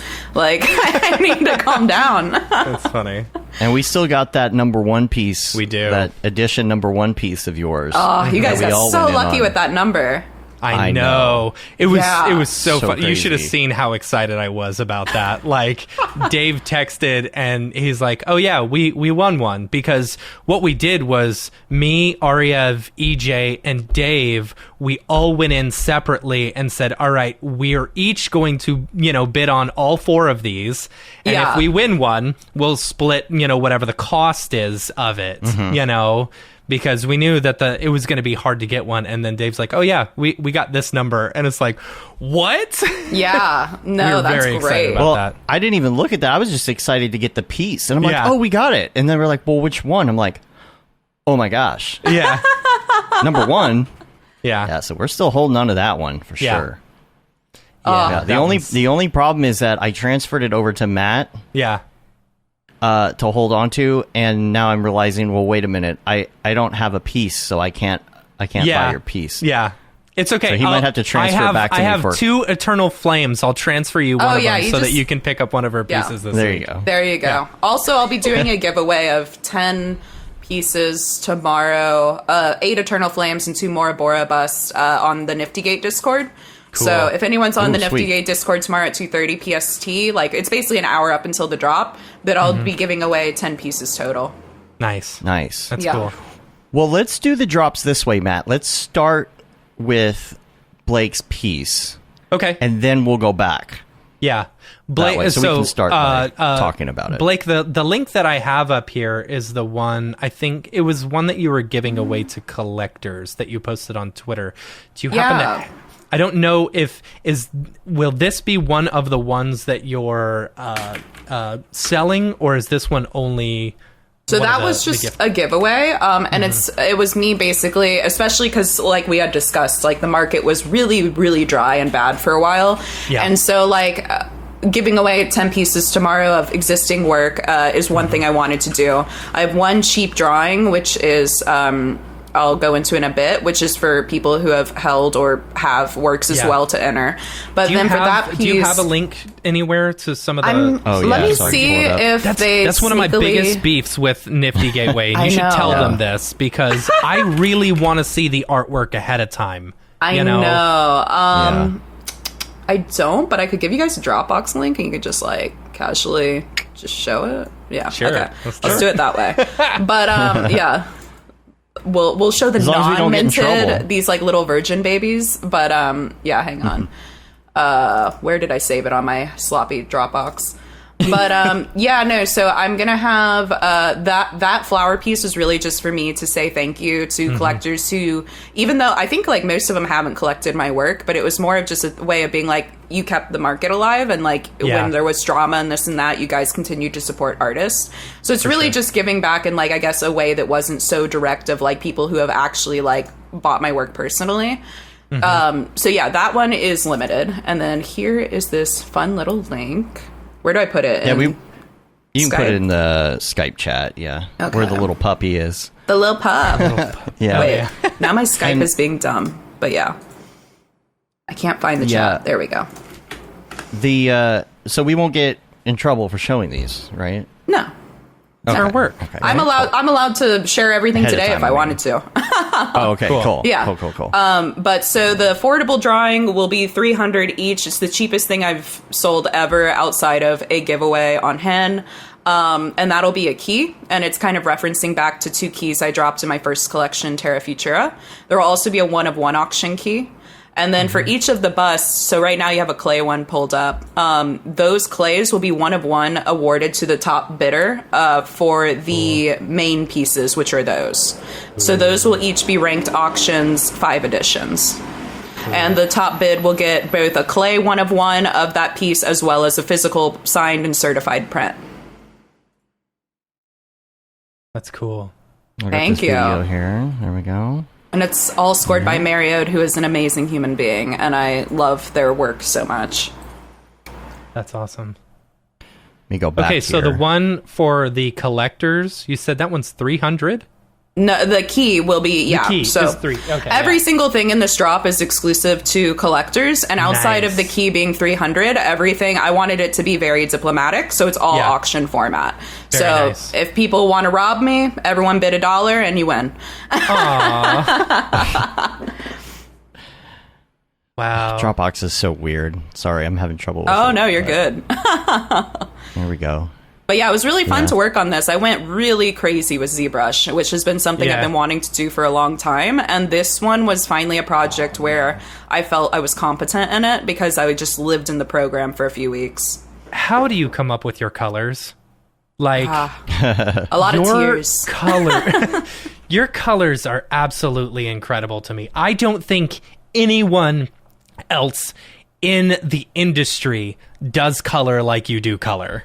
Oh my God, I'm going to go cry. Thank you. I mean, I'm serious. It's like it's like the Eternal Flame piece that I own is my absolute favorite NFT that I own.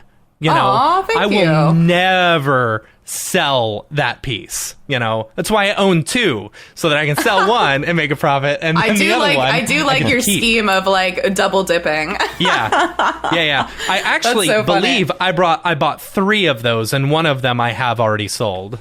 Nice. You know, but that was a long time ago. You know, I love the key. I'm trying to get Dropbox to load it here. I could have just thank downloaded you. these, I guess. Right. Yeah, so the idea, beautiful. this will be an addition of 20. That's the $300 one. So that's like the, thanks, y'all are rad. I'm selling this cheapo. But yeah, with the keys, between these 2 new ones and also the 3 I released back in December, I'm going to slowly start doing a thing where at the end of every collection, I'll create a key. So the next world building S series I'm doing is called Ouroboros, and that when that series is over, it'll have a key as well. And over time, depending on the rarity of the key, whether it's a multi-editioned one or a one of one, you'll get different tiers of almost like a Patreon that's more exclusive. Like I'll give back occasionally, there will be exclusive events or things happening occasionally, and it's just again like a different like membership tier level on Patreon. So that's just slowly happening with this drop, making that concept come to fruition. That's kind of a gamification. That's a gamification. Yeah, that's cool. It's like a baby step into it. Yeah. Yeah, for sure. Yeah. you collect all I the did keys. have people You can requesting. unlock one piece. You know. Oh my God. If someone went that ham, yeah. I would have to do something special. Right? Because that would just be Yeah. insane. Yeah. I'd have to like just design that person something insane. But yeah, I have had people ask if I would do a burn mechanic for the Eternal Flame, and I'm debating on it for a future thing. But at the moment, it just still doesn't feel right. And I feel like It's I want to such a do it pretty right if I do piece. it. It's such a pretty piece. It would be with the same intention as Fred, where it's like it's Yeah. not to eradicate it, it's to consolidate it. Yeah, because there was 319 of those made. Yeah, and so to bring that down to like 100-ish would be really Yeah. good. Yeah. So it's like I am entertaining how to do that in the future, but it would be months away if and when I Yeah. do it. James is saying you 3D print that key and it opens a door to a secret club in LA. Yeah, definitely wink wink. That's totally how it works. Yeah. Just open up a club in LA real quick. No Yeah, big yeah. deal. One speakeasy coming up. Hang on. All right, Matt, you want to go into this list? Do you want to talk about this do list it. a little bit? Yeah, let's go into the list. Okay, All right, so let's do for it. the Nifty Gateway drops, today we've got Shams. Shams is doing a drop on Nifty, which is exciting. Fire. Yeah, Very super fire. fire. Super lit. I love this one that she's done. This one's a collector's only drop. I don't know if she has more. Nifty may have already posted. Oh, you it. can see her page now. If not, I can put it in the chat if it's still sneaky. No, Oh, it's I on their see it. main page. Yeah, I see it. Here, Yeah. Dave, I'll throw it in the chat. Gosh, Twitter's compression. Oh my gosh. I It's know. the worst. Yeah. Let's see. what is the She's link? got 3 pieces. It looks like. And you have to own like different things to access each one. That's cool. And you have to Yeah. have a validated account. So, Okay. which I do. Oh, here we go. Here we go. Yeah, I think that's most cool. of them require you to be validated nowadays. That's good. Oh, I saw Elixir on TikTok last night, I think. Oh, did you? Yeah. Oh, yeah, I think she posted it, yeah. Yeah. So on here, I'm Keeper of able Keys. to enter her Keeper of Keys, because keys are a theme this week, folks. I was and going to say, Elixir. wait a minute. Is there something going on with this now? Like, is there... Are I think y'all it's planning like something? I think it's everyone just being like, how do we make more exclusive things that are also easy to keep track of? And so having like some kind of totem, like a crystal or literally a totem or a key, because outside of that, Sam Madu did her demon keys, which are masks, but she calls them keys, and that's an exclusivity thing. And then I'm doing the keys, and then Shams is doing the keys, and then Nest Graphics is doing the keys. So we all have keys this week. Wow, that's cool. That's It's weird. cool. But it's cool that everyone's looks super different. Like, it just shows how you can be so creative with the same general concept. Yeah. And Ness is the next one on the list, Yes. by the way. Let's see. So Nest Graphics on the 18th. I love Ness's work. His So- detail is insane. Absolutely Look at insane. Yeah, like so good. I can't wait to pick up one of those. I don't pieces. remember. There was somebody I was talking to, and it might have been him. I might be wrong about this, but there was somebody that was like super big that I was talking to about this stuff, and I was like, "You got to come on the show. You got to come on the show and talk to us about this. This is amazing." And whoever they were, I can't remember off the top of my head now, was like, "Well, I feel like I'm still a beginner and I need a little more time before I come on the show." I'm like, "Are you kidding me?" Yeah. It's like, you gotta be kidding me. All right. You don't think you're that good yet. Okay. Yeah. I don't remember if it was, I don't remember who it was now. Yeah, But I've got some love for Ness because Ness was the one piece that I posted on Foundation. He was the first person to bid on it. Oh, very cool. And it drove up the bidding, which was pretty cool.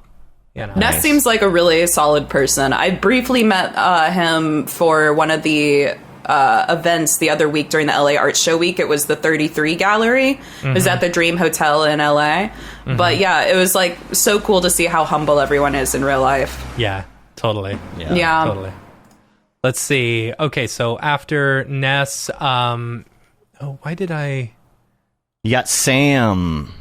Yeah, Did you lose your Sam.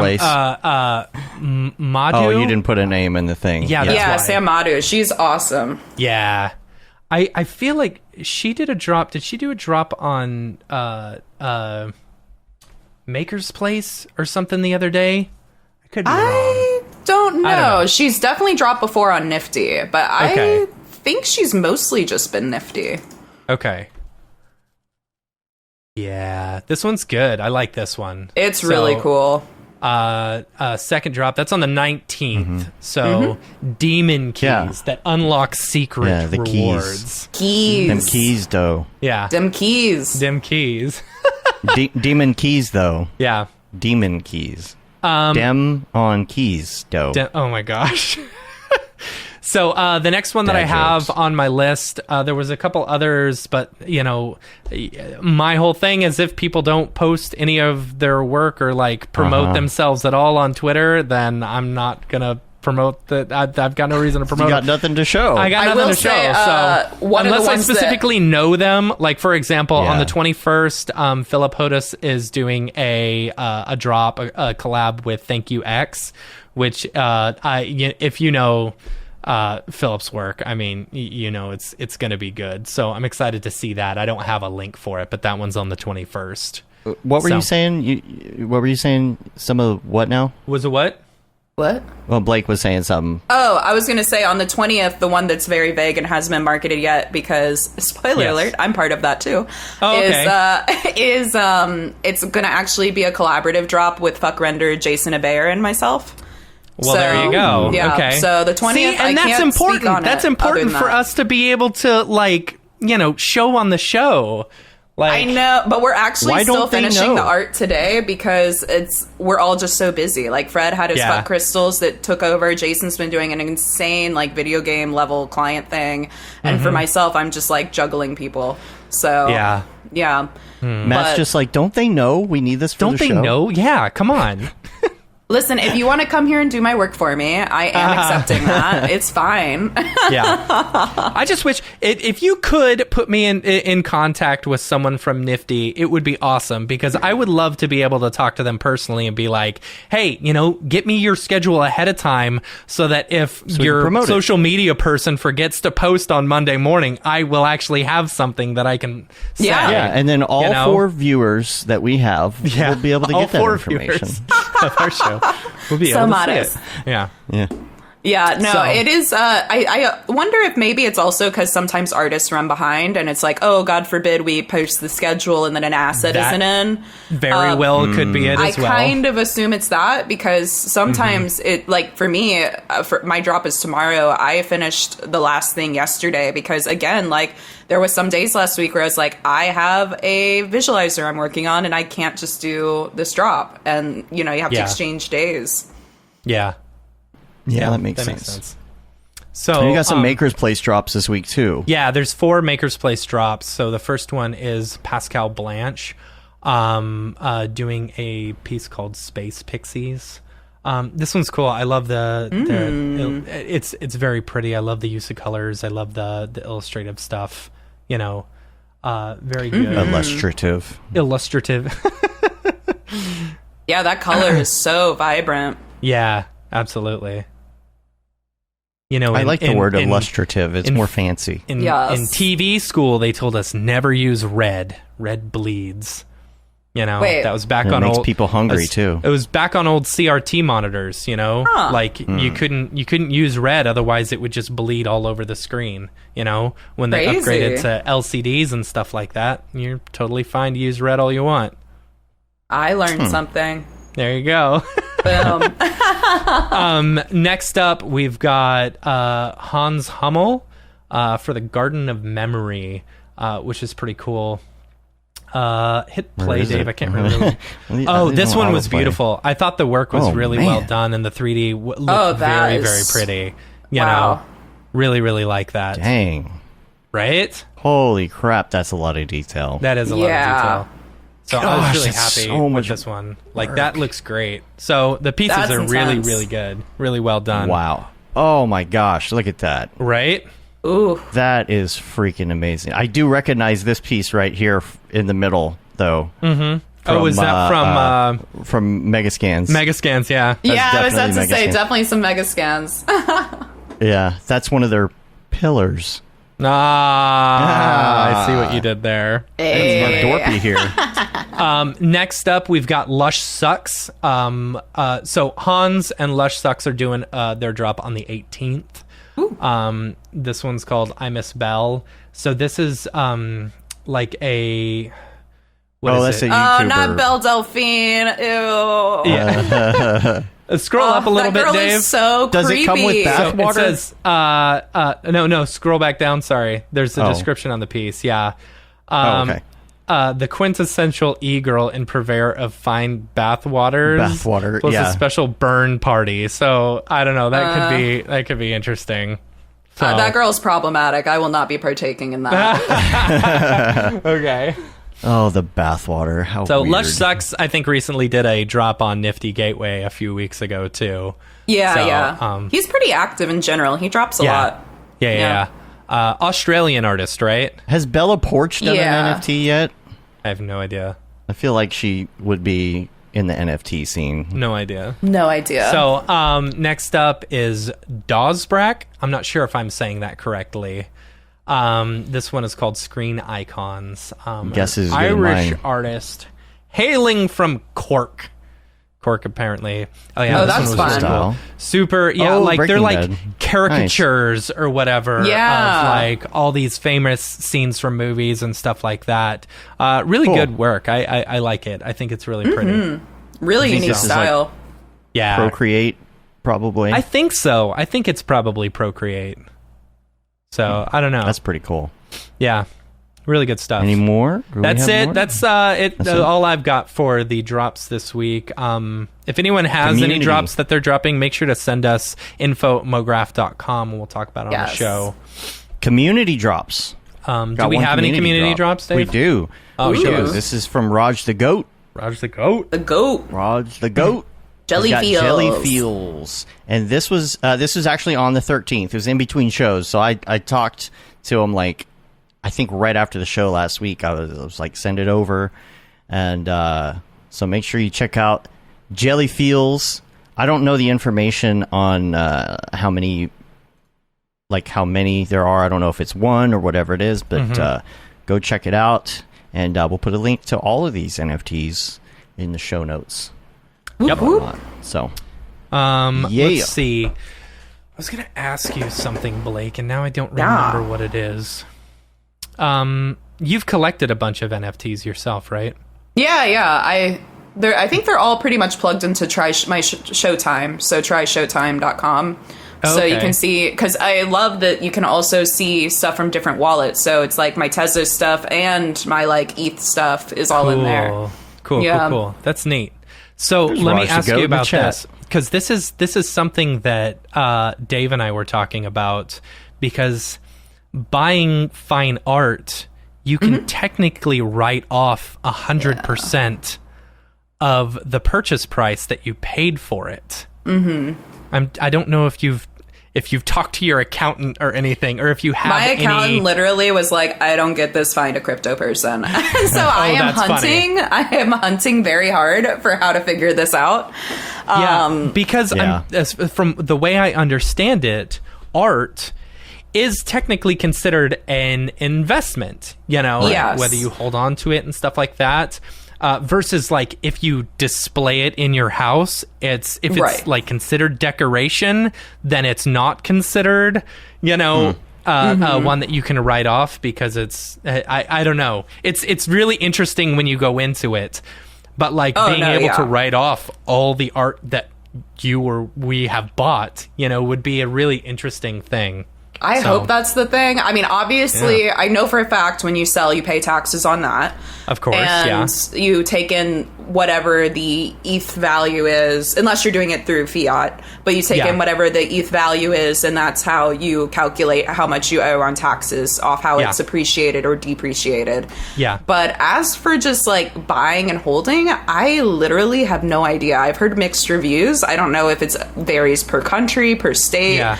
It seems like it's very much a thing where all the governments are like, we want this money, but how do we tax this money? Right. So I'm not very sure at this moment. Yeah. I don't know. It's an interesting thought. Yeah, I hope it's write-offable. It'd be way better.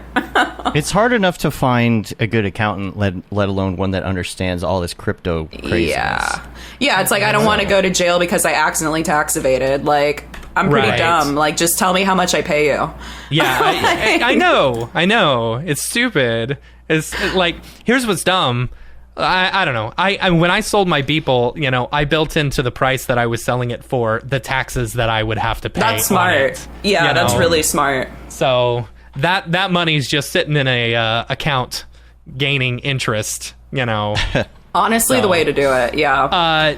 Dave, I just posted. Andy Needham hit me up and just said, I know you're doing the drop right now, but Ariev and I are featured in a drop this week. Playingarts.com, their crypto edition. Oh, there's a lot of good artists on this. Yeah, he says drop is this Thursday. So this a deck Thursday of playing cards featuring works of 55 leading artists. Oh, that's interesting. That's really cool. That's super cool. So I like that. Yeah, I like that too. What do you? Is there like a game? What do you do with this? I have a feeling it's going to be one of those exclusivity things again. Like where down the road having it gets you something. Ooh. Yeah. Look at this. This is, because if you got a straight flush, then that means, There's a lot of good artists in here, though. It's great to see so many familiar names. Yeah, seriously. This is an interesting concept here. That is cool. Mm-hmm. That is cool. I like the slow reveal as well. Right? I'd like to have like physical version of this. Yeah, right. That would be really cool. That would be rad. That would be so cool. You got all your friends' art as playing cards. Oh man, how cool is that? Yeah. That is cool. Wow, this is really cool. Okay, I'll bookmark that and put that in the show notes. Yeah, drops in 3 days. Totally. Wow, that's cool. See, Blake, another gamification type thing. Yeah, that's really cool. Yeah. Another thing I was going to ask you about. Talk to me about your involvement in this 888. Stuff. Oh yeah, that for thing. sure. Oh yeah, that thing. So basically, it's going to be on a coin that I believe it's just called Flare, but it's from an old coin that they're basically doing new contracts, whatever the hell with, and refreshing and re-releasing.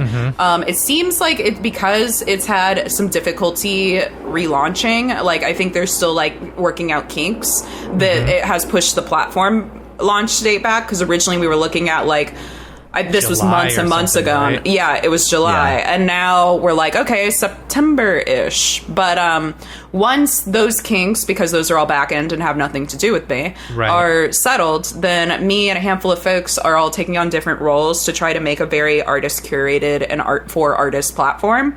And so I'll be working with Malavita, the super colorful, amazing rainbow designer queen, and we're going to curate women talents. Nice. There's Very nice.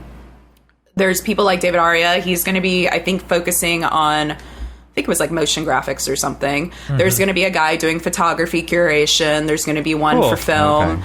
So it's going to be very varied. And obviously it's not black and white either. Like if I am like, oh, I think this woman artist is really dope, but I'm not familiar with photography, for example, then I can Right. talk to that curator and we can have like these kind of like more collaborative discussions on like, oh, should this person go into like of the 3 tiers, which is like kind of everyone, people that are a little higher brow, like in the field, where by higher brow, I mean they just have more of a portfolio or a resume behind their Right, work. gotcha. And then the top tier is like a one day, every once in a while drop, which is the most exclusive because obviously it's not crowding the space and there's only so many days in a year or a week.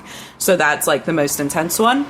But I think it'll be really honestly healthy, because my big critique, and still my big critique for almost all these platforms, is there's some really questionable curation at times. And it's not to Right. be in a way that's like, oh, this is good or this is bad and it's black and white, but like copycats or people that rip people off or people that are minting tutorials and like that. Yeah. There's no place for that. Like that's not being subjective. That's objectively frowned upon. Like that's not good. Right. And so I'm really excited that it is such a heavy initiative going into curation and different genres and identities of curation, because that should, between all those brains together, gatekeep out any of those folks who are a little sus or sketchy and that kind of make it seem like a not so great marketplace. Yeah. Yeah. So that's kind of where we're at now. It's kind of just still early because of the fact that we got to wait on that coin that it's going to be based off of. Also, that coin will be greener, just similar to Tezos. It's a green one versus ETH, which has clearly still a footprint to improve upon. Yes. And then on top of that, it should just be kind of cool to see the different tier structures so people can feel like there's a place for them wherever. And it'll be easier to discover new artists that way, too. Totally. That's Yeah. cool. That's Yeah, cool. it should be really fun. The website did great. Yeah. Obviously, like the trailer was super sick that David mastered and all that. Oh, yeah. So I really have been thankful that they've been really precious and not trying to just speed run and launch things before they're ready. Yeah. Right. That is- Yeah. that's Right. smart. It's not, there's that kind of urgency that I think especially back in like February Oh, yeah. and March, like everybody was like, oh my gosh, we have to, anyone who was going to launch a platform is like, we got to do it now. Yeah. And it's like, just take your time. It's Yeah. fine. It'll And, be all you know, right. you saw some things that got super intense heat or hate, whether they were projects or platforms, etc., because they didn't have Yeah. the customer service ready. They didn't work Right. out the kinks of how failed transactions would do. So it's Yeah. like, yeah, make sure you don't piss off people on day one. Yeah, right. It's good to absolutely. not do that. Yeah. That's fun. I do want to mention that Andy mentioned in the chat here, there are physical cards. Yes. Oh, that's This, awesome. by the by. Yeah. Yeah. I might have to get Yeah. that. Right. Uh-oh. Look who's here. Look who it is. How's it going? Oh my god, how cursed. How's everybody doing? We're good. So, Blake, I was hoping that maybe you could put in a good word for me with Parrots Hilton's dog, Princess. Oh, absolutely. I'm sure she's single. She's waiting for you. I saw her at a bar once. It was called the Doggy Door. But I didn't want to intrude because she was hanging out with her friends and kind of seemed like she was having a ball. Oh, boom. Yeah. Plus, I didn't want to come across as a creepster because I was a bit Shih Tzu faced. I can't. Yeah. I know she's a pedigree, and probably way out of my league, but if you could just tell her I'm a big fan and I'd love to hang out sometime, even if we could just like do an NFT collab or something, that would be great. Okay, I got you, Dorpy. You good? Okay, cool. All right, bye. Bye. As my cat leaves too. Speaking of, that actually brings up, we got a few more minutes, before we got to hop off. But I would love to hear more about the story with the collaboration with you and Paris Hilton. Like, how did that come to being? Yeah. Like, I mean, I saw interviews with y'all together, and like, that's so cool. Like, that's it was really cool. Like, yeah. I that's like a geeked fun out getting to project see that little work puppy on. mansion in real life. I was like, yes, please. So this was like back in January or February. I don't even remember because time is a construct. But it was my producer at the time, Ashley, who's now been promoted. So I have a different producer. She reached out and she was like, hey, like, there's a really cool female person that you probably know the name of that would like to collaborate. And it was pretty vague, but I was like, I'm really busy with client work right now, like I really can't, blah blah blah. And then like a week goes by and she comes back and she's like, hey, this person just is so and so, and she's like, it's Paris, and she's like, and she just really really wants to work with you. Is there any way, I don't want you to feel stressed like you have to, but I just thought that I would express that this is like a very genuine interest. And I was like, oh, that's like really flattering that you know, it's not just being like, oh, pick someone else, like I'm busy. And then I was like, oh, that's really flattering. And my knowledge of her was really just that she was always in the spotlight and had pretty gracefully handled a lot of stuff compared to like the Britney Spears, the Lindsay Lohan eras where that spotlight could really ruin them. In my opinion, she always handled it pretty gracefully. And so I was like, yeah, that sounds good. Googled her name, was like, yeah, seems like she's just a businesswoman nowadays, so that's cool too. And then we started having weekly meetings, we emails, we had WhatsApp to get each other. Like, it was really fluid where it was just really conversational. She had like printed out like actual like Instagram screenshots and like had taped them to poster board to like share her mood board, which was like the purest thing ever. Like, I was like squealing at how like sweet and lovely that was. And yeah, it was just kind of like starting with just being like, how can we, take what I love to do, which is very escapism like, and fuse that with her concept. And her concept was about empowering and like, because she has PTSD from a lot of situations and stuff. And we're like, creating like this very safe feminine moment with the pieces. And it was fun as hell. And then I don't remember if it was her idea or my idea, but we were like, we got to get a dog in there. And the Chihuahua sculpt was like my favorite thing. I was like, the dog has to happen. That's funny. But yeah, it was just really fluid. Like, it was genuinely just chatting almost every day, meeting once or twice because it was pre-vaccine and we didn't want to be irresponsible. So we really kept that minimal. Yeah. But just being able to work with someone on a much more personal level. Like, it felt like a collab and not like a client brief. Yeah. Because we were both hearing each other and working forward with that. And that was really fun.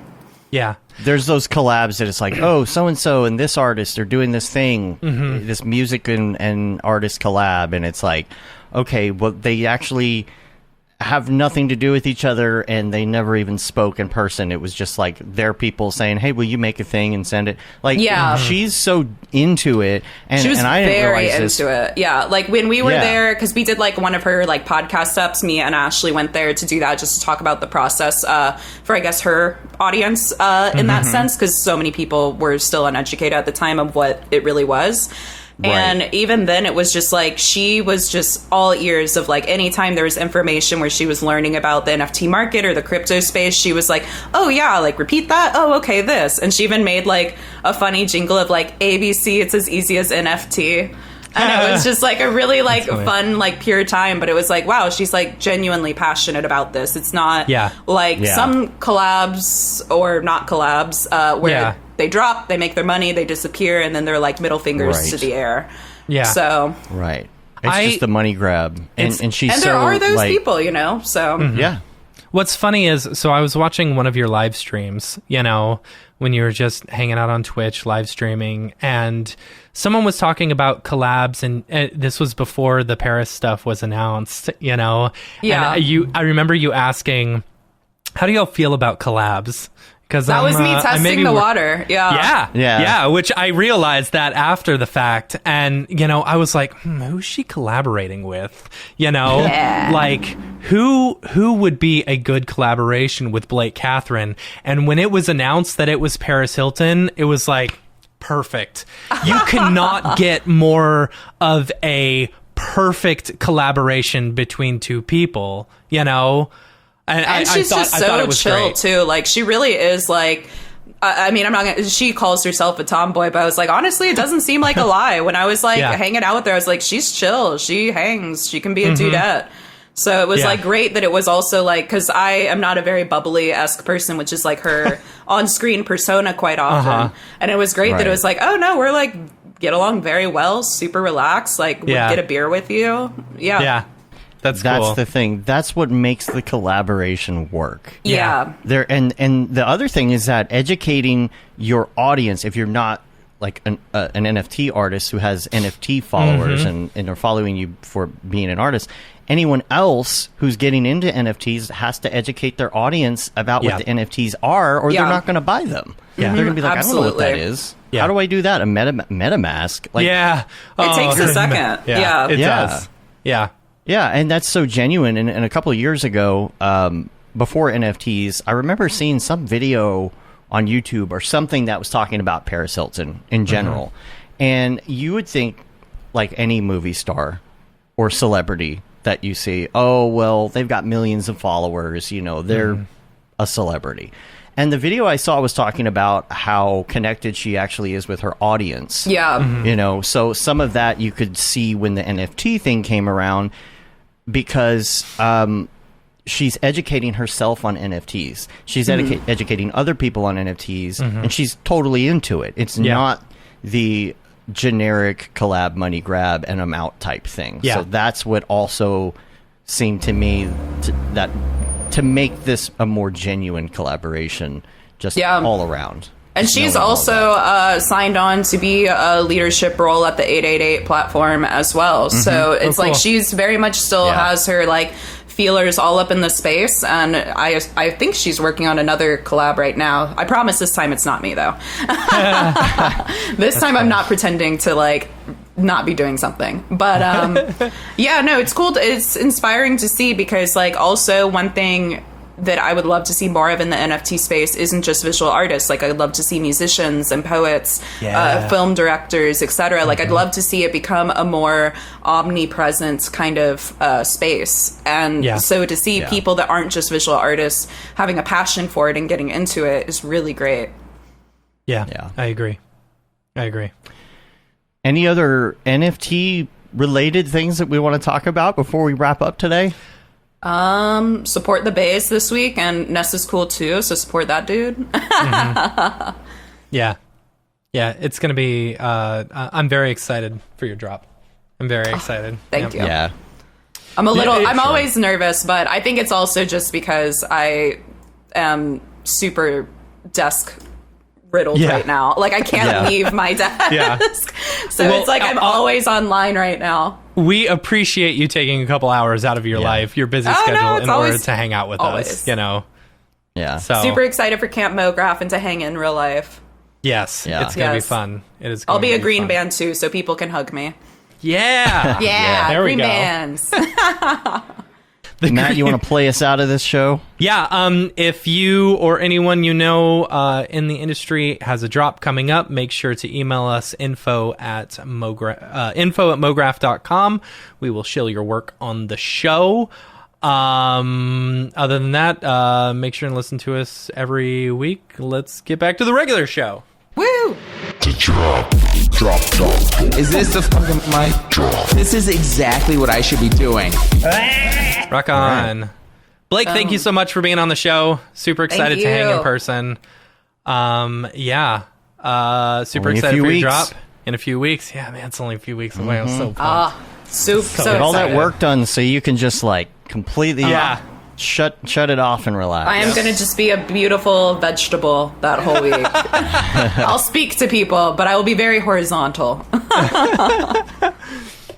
Bring the old t-shirts and the sweats and just, we need to buy some of those like cheap hammocks. that I was you can about to string say, across the hammocks, to trees and stuff. That would be awesome. That would be I cool. should bring That a would- hammock. I'm yeah. glad this discussion came up. Yes. Yeah, totally. Yes. Awesome. Yeah, make sure you're ready for ultimate relaxation. Yes. It's gonna be I good. will. Yeah, can't wait. Boom.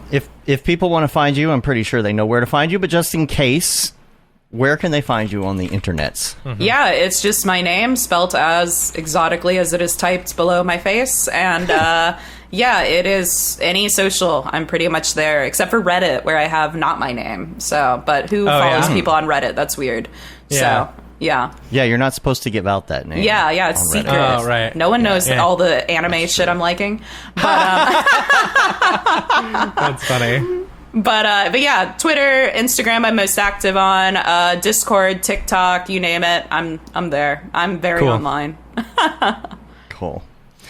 Well, we're going to get out of here. You can rate us on iTunes, leave a review. You can also subscribe on your podcatcher of choice. That really helps get our ratings up. We appreciate that. Share with your friends. Tell your friends about the show. Yeah, if totally. you like it. If you don't like it, then, you know.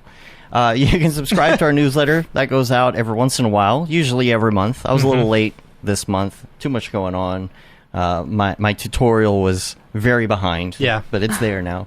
And you can say you've been there, done that, got the t-shirt with the Mograph logo tee, the Paul Babb Feel the Bab 2020 shirt. All the profits from that go to Doctors Without Borders. Vintage. The Render Things t-shirt, hoodie, and long sleeve tee. I just actually ordered a Render Things hoodie because I did not have the hoodie version of it. I wanted to get that for camp. And so I ordered one of those. You can get that Render is Fire shirt. You're only allowed to wear that, ironically, Unless you're shams. Yeah. And then the Mograph blandishment shirt. I will say that there were some broken links on the merch page, and nobody said anything for months, so I'm guessing people really haven't been going to get shirts, but it's all working now. It's all working if you wanna now, get a so shirt. now you can pick up your shirts. Yeah. And I will say that if you go on there, the Render Wars shirt that we had going around from Grayscale Gorilla, that one is available now as well. We just figured we'd throw that up there because we had it in our library anyway. Yeah. So, yeah, get you some shirts. And you can check us out online. We're on Facebook, Twitter, Instagram, YouTube, TikTok, and Mograph.com. I think Matt and I are going to actually do our first collaboration TikTok today. Yeah. Or tomorrow or whenever we can find the time. Whoop, whoop. Yeah. I got my lights Get that on right now. viral. I could do that. Yeah. That's right. Yeah. So follow us on all of the things. Make sure you send us an email. Let us know what you want to hear about on the show. info@mograph.com. And that about wraps it up. So until next time, I'm Dave. And I'm Matt. And I'm Blake. Have a good one. Later, yo. Peace.